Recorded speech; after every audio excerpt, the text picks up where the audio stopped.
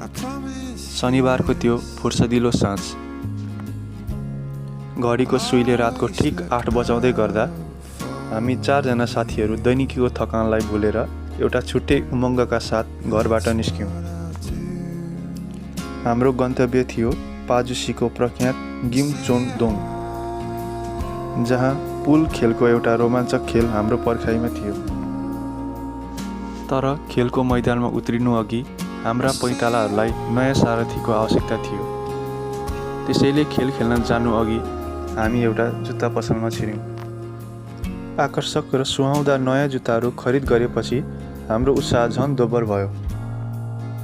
आजभोलिको बजारमा महँगीले सीमा नआएको भए तापनि त्यहाँका केही जुत्ताहरूको मूल्य र तिनीहरूको गुणस्तर देख्दा खर्च गरेको रकम खेर जाँदैन भन्ने आवाज हुन्थ्यो।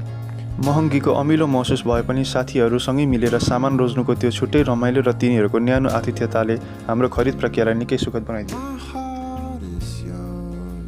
गिमचोङदोङ पुगेपछि सुरु भयो असली रोमाञ्च।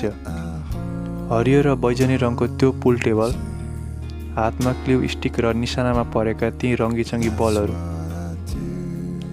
साथीहरू बीचको त्यो मिठो प्रतिस्पर्धा, एउटा सर्टमा लुकेको कौतूहलता र जित हार भन्दा पनि सँगै बिताएका ती पलहरू साँच्चै नै यादगार रहे।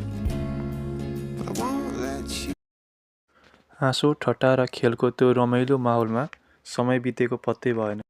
रात छिप्पिँदै गयो र घडीमा 11:30 बजिसकेको थियो। अनि कयौँ मिठा सम्झनाहरूलाई मनमा सँगाल्दै हामी पुनः ट्याक्सी चढेर आफ्नो सुखद घरतर्फ प्रस्थान गऱ्यौँ। एउटा उत्कृष्ट र आत्मीय शनिबार। जीवनका व्यस्तताहरू बीच यस्तै साना साना पलहरूले नै त हो जिन्दगीलाई उज्यालो बनाउने। हाम्रो यो आत्मीय छेडको साक्षी बनिदिनु भएकोमा यहाँहरूप्रति हार्दिक आभार प्रकट गर्दछु। भिडियो कस्तो लाग्यो आफ्नो अमूल्य प्रतिक्रिया कमेन्ट बक्समा छान्न नबिर्सिनुहोला। हजुरहरूको समय शुभ रहोस्। धन्यवाद।